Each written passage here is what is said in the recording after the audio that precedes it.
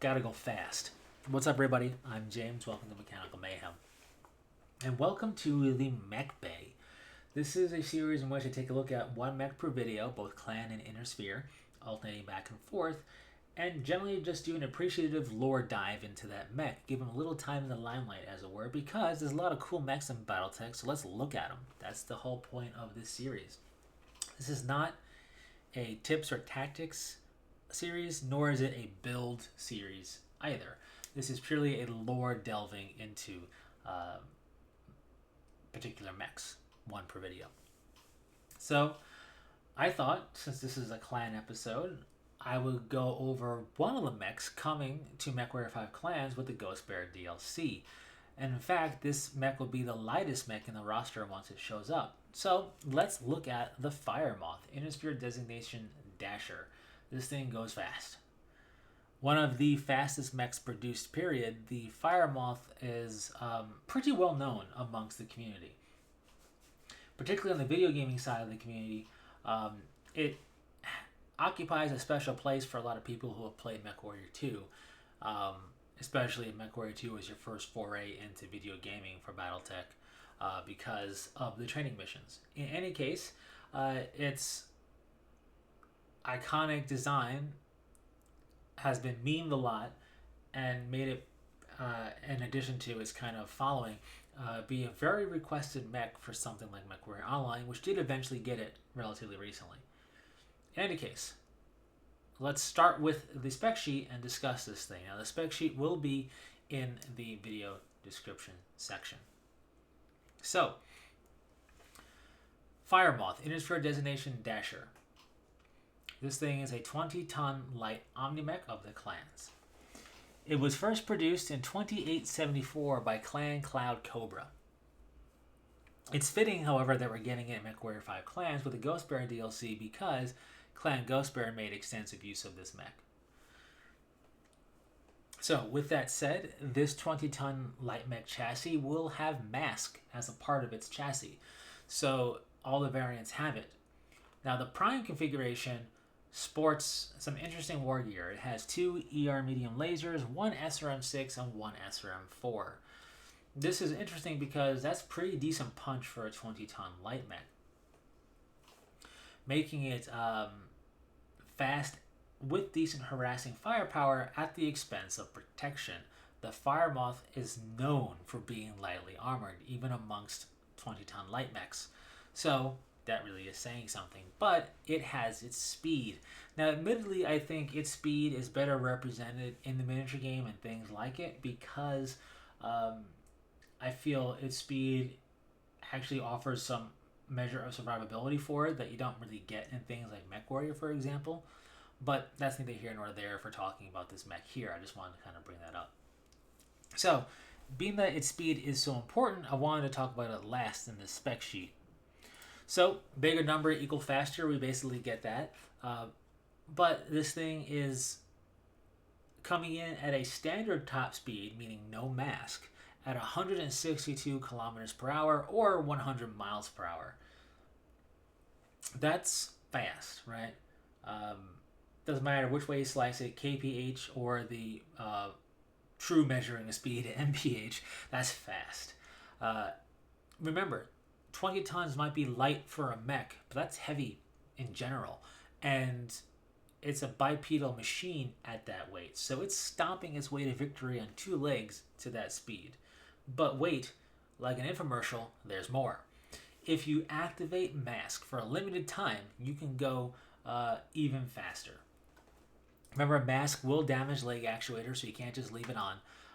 You have to activate it and deactivate it. But with the usage of MASC, you have a top speed now of 216 kilometers per hour or 134 miles an hour. That's fast. That's blue blur fast for a mech, right? A ground vehicle that's fast, and this is doing it with 2 legs and no tires. Like, it's fast. There's no confusing why the Inner Sphere gave it the designation Dasher. So the Fire Moth has speed. It has so much speed that its cruising speed, I don't normally go over this, but its cruising speed is 108 kilometers per hour, or roughly 67 miles an hour. Its cruising speed is faster than most of the mech's top speeds. And its normal top speed and mass top speed just further take it beyond other mechs in terms of speed. Good luck chasing this thing down. Good luck closing the distance, period, if it doesn't want you to. It may not have any jump jets, but instead of jumping over terrain, it'll just run ridiculously fast around it and get to you anyway. Or away from you anyway. So, that is the spec sheet for the Fire Moth. As I mentioned, Clan Cloud Cobra originally designed this thing. Now, let's look at some alternate configurations.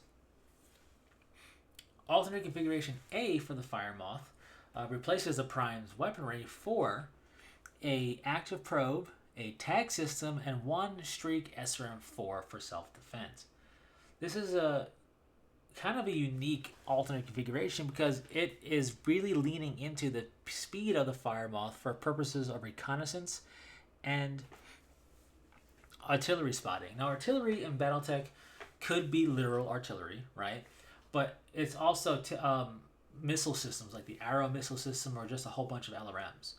So the tag is going to really help out. That tag system is going to help for spotting for artillery strikes like that. And active probe will allow it to detect hidden targets. The SRM-4, the streak SRM-4 to be more precise, is kind of like kicking sand in the enemy's eye so you can get out of there, more or less, should you try to engage it. Now, with that said, the alternate configuration C is also pretty interesting because it is fire support. It has two LRM-5s. Now, on top of that, it has an anti-missile system. Now, ammunition is going to be a problem for a 20-ton light mech, but the idea behind this actually, I think, is kind of smart. LRM-5s have good range. This mech has great speed. Together, you can stay at long range and harass the enemy, especially without having a direct line of sight. That really also helps out the Fire Moth here as well. So, not the best fire support mech, sure, but an interesting concept for the Fire Moth in my opinion. And lastly, I want to go over a custom variant. This is something that isn't a standard alternate configuration, but rather something that a character in the setting of Battletech has done, and considering that it is considered, I believe, to be canon lore accurate, if you will, it's not an apocryphal custom variant, but one that is deemed part of the lore. And this is for Galaxy Commander Aletha Kabrinsky. Firstly, a Galaxy Commander piloting a Fire Moth, bold move. Secondly, Aletha Kabrinsky is from Clan Ghost Bear, which further, I think, reinforces that it's fitting that we're getting this mech with the Ghost Bear DLC. Now, this Fire Moth has one ER large laser and 3 ER small lasers, as well as an ECM suite, which I think is a very smart combination of equipment on a Fire Moth. You can pick things apart all day at range with that ER large laser. You get to decide when to close for the ER small lasers, and you have ECM to further disrupt enemies' attacks on you all the while. Not bad at all. So, with all that said, what's the deal with the arms, right? That's the big question most people wonder about the Fire Moth when they first see it. What the heck is with those arms? Well, Clan Cloud Cobra was producing this mech, or originally was designing the mech, to fulfill 3 roles.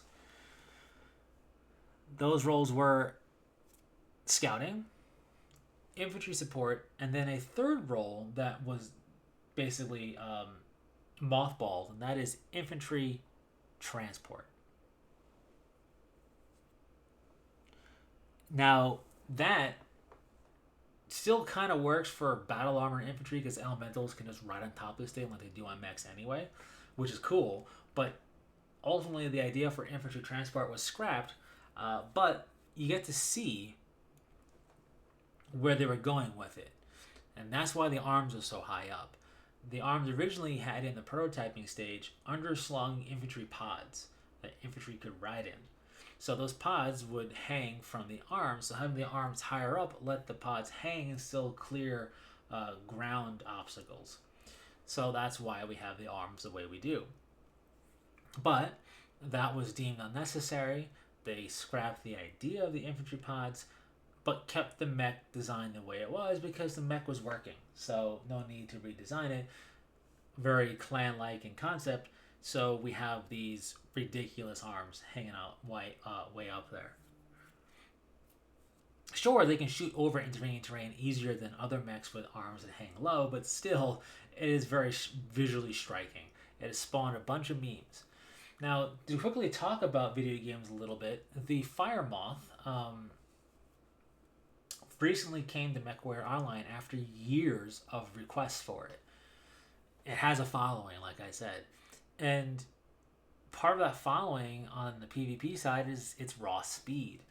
And when the mech first came out, some players, or a lot of players, looking at it as being almost too fast for the game, having to really get used to it and learn to control its speed because it's ridiculously fast.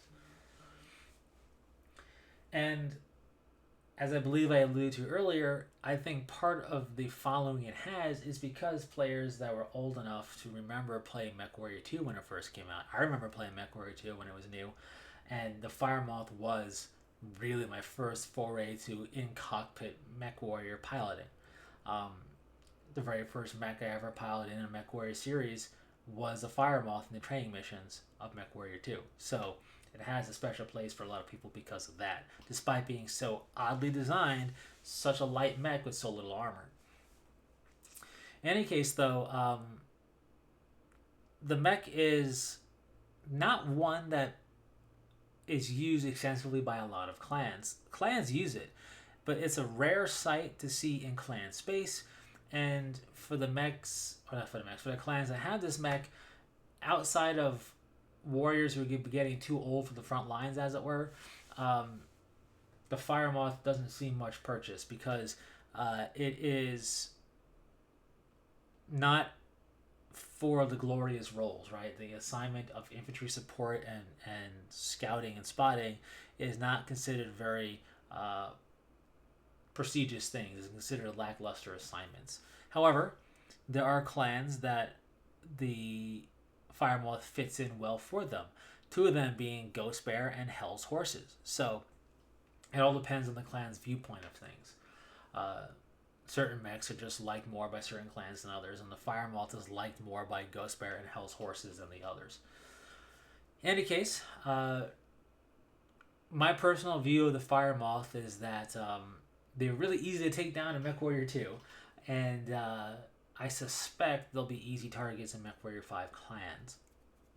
But in the right hands of a player who's good with them in the video games, they could probably be really annoying to fight in MechWarrior Online. I haven't really tried yet because every time I load into MechWarrior Online, I can't get past its user interface and I just end up logging out. Which is unfortunate because I'm a legendary founder and I would like to get back involved in MechWarrior Online. But in any case, I don't know how much this mech is utilized or how well it's viewed in the miniature side of things. I do know there are some variants that players won't even touch, and I can understand why. In any case, some more. That's all I got for you on the Fire Moth. I think it cuts a pretty striking silhouette for polarizing reasons, and it's somewhat of an iconic mech because of the memes and such brought forth by that and the amount it was wanted to be added into MechWarrior Online, and we will see it in MechWarrior 5 Clans with the Ghost Bear DLC. So there's your brief rundown of the Fire Moth. I don't know if coming into the Ill Clan era, if it is still the fastest mech out there, but it's still ridiculously fast. For sure. So can't take that away from it. What are your thoughts on the Fire Moth? Leave them in the comment section down below. Thanks so much for tuning in and stopping by. And until next time, take care.